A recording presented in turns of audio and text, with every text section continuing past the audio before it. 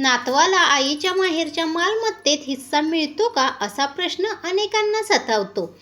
तर लक्षात ठेवा, आई तिच्या वडिलांच्या मालमत्तेची कायदेशीर वारस असते. म्हणजे आईला तिच्या वडिलांच्या मालमत्तेतील हिस्सा मिळतो. पण आई जिवंत असेपर्यंत तिचा मुलगा म्हणजेच नातू आजोबांच्या मालमत्तेत थेट हिस्सा मागू शकत नाही. आईचा मृत्यू झाल्यानंतर तिचा हिस्सा तिच्या मुलांना म्हणजेच नातवांना मिळतो. याला सक्सेशन असे म्हणतात. नातवाला थेट हक्क मिळत नाही, पण फक्त आईच्या हक्कातूनच मिळतो. जोपर्यंत आई जिवंत आहे तोपर्यंत नातू हिस्सा मागू शकत नाही.